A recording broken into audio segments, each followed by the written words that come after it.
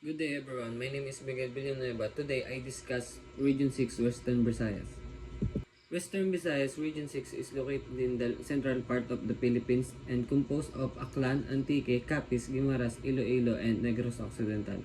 Its regional center is Iloilo City. The region is known for its rich culture, agriculture, beautiful tourist spot, and festival. Major language spoken are Hiligaynon, Kiranaya, and Aklanon. Aklan, established in 1956, is now as the oldest province in the Philippines. Its capital is Calibo, famous for the Ati-Atihang Festival. The province lies in the northwestern part of Panay Island. It means Aklan is the oldest province in the Philippines. Established in 1956, with Calibo as a capital, it's best known for the Ati-Atihang Festival and location in the northwestern part of Panay Island. Religion and language. Understanding Aklan cultural heritage through its faith and dialects. Aklan is rich in cultural diversity where the predominant religion is Roman Catholicism, followed by the various local belief. The primary language spoken in Aklanon, a dialect of Hiligaynon. This linguistic heritage reflects the region history and culture, fostering a sense of identity among its people. Most Aklanon are Roman Catholic and their main dialect is Aklanon, which is part of the Hiligaynon language family. Their faith and language reflect their deep cultural roots and unity. So we have Aklan's top tourist attraction. Boracay, now for its stunning white sand beaches. Jewelry Falls, a natural wonder with multiple cascading waterfalls. Tigayon Hill, a historical site with beautiful view of the area. Bakhawan Eco Park, a sanctuary for a diverse range of wildlife. Ariel's Point offer trailing cliff diving experience. Next, for the famous food of Aklan. Binakol or binuke is a traditional Filipino chicken soup dish that is a culinary specialty of the province. It's similar to the well-known tinola, but uniquely features the use of coconut water as the soup base and include tender yung coconut meat. Next, Antique is located on the western side of Panay Island. Now as the home of the legend, it was one of the original province of Panay in the 13th century capital San Jose de Buenavista. Religion and language, exploring the cultural heritage of Antique province, diverse communities. Antique is home to a rich tapestry of religious belief and language. The predominant religion is Roman Catholicism, deeply rooted in the community tradition. A variety of dialect are spoken with the Hiligaynon being the most common, while other languages like Kiranaya reflect the province's diverse cultural background.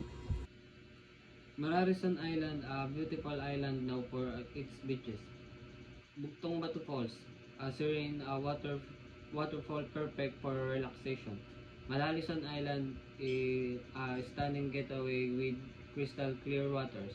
Seco Island, a picture queue sandbar ideal for picnics. Igpasungaw Falls, a breathtaking waterfall, take away in nature. So, for the famous food of Antique, kakanin in Antique are sweet rice delicacies made from local ingredients like glutinous rice and coconut milk, reflecting the province's rich culture and warm community spirit. Capiz, the seafood capital of the Philippines. Capiz, known as the seafood capital of the Philippines, it was founded in 1569 and named after the Capiz shell. The province has richest Spanish influence, culture, friendly people, and economy based on fishing, farming, and tourism. It means Capiz, now as the seafood capital of the Philippines, was founded in 1569. Its economic thrives of fishing, farming, of tourism. Religion and language. Discover the Beberan Capizon cultural and linguistic heritage. Capiz is home to a rich tapestry of religion, belief, and language. The predominant language spoken is Capizon, a Berberant of Hiligaynon. The region cultural identity deeply rooted its tradition with numerous festivals celebrating both Christian and indigenous belief, enhancing community bond and culture preservation. Next, for the top 5 tourist spot in Capiz. Panay Church renowned for its impressive bell tower. Baybay Beach, a stunning destination for relaxation. Palina Eco Park offers eco-friendly activities in nature. Kipot Cave, known for its unique rock formation. South Spring, famous for natural hot spring. Next, for the famous food of Capiz. Grilled squid in Capiz, a popular seafood dish made from freshly cut squid, marinate with spices and grilled to perfection. It highlights the province's rich marine resources and love for flavor, coastal, and cuisine. Good afternoon, sir. I'm Giancarlo Esquibla from Region 6. Guimaras, known for its sweet mangoes and beautiful beaches, it became an independent province from Iloilo in 1992, with Jordan as its capital. The people mainly speak Ilocano and its economy relies on agriculture and tourism and fishing. Sinasabi ko, religion and language. Guimaras is known for its diverse religious practices, predominantly Roman Catholicism with influence local traditions and festival. The primary language spoken is Ilocano, complemented by English and Filipino.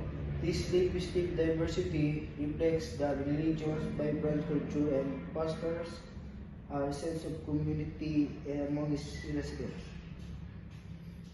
Alluvial Beach, a stunning beach known for crystal clear waters. BC Lighthouse, historic lighthouse with breathtaking ocean view. Ave Maria Islet, a serene islet popular for picnics and relaxation. Tacloban Island, a protected marine reserve with vibrant sea life. Capiz Monastery, peaceful retreat known for its serene ambience. Mango Shake, Guimaras, known as the mango capital of the Philippines, produced the world's sweetest mangoes. The mango shake, made from fresh Guimaras mango milk and ice, is a popular local refreshment, especially enjoyed during the Mangan Festival. Iloilo.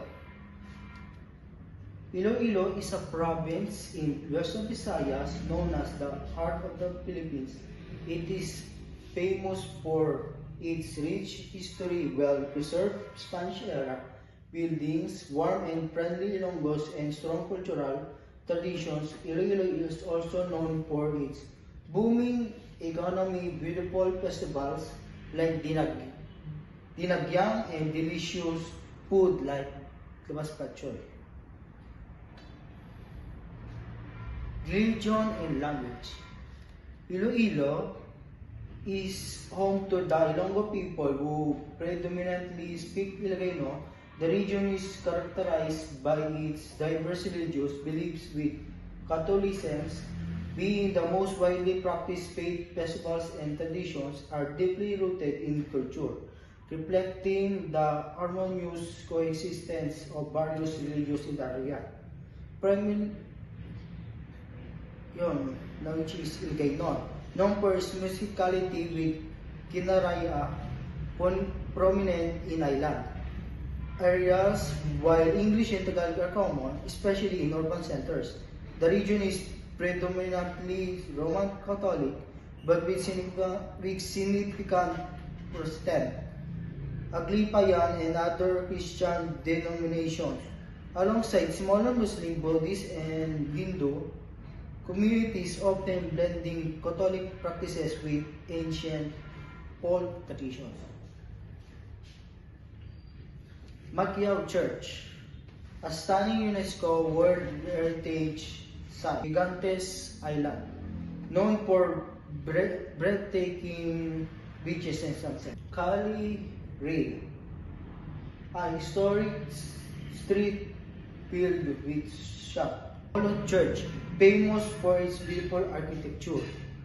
Garing Farm, a unique pilgrimage and resort experience.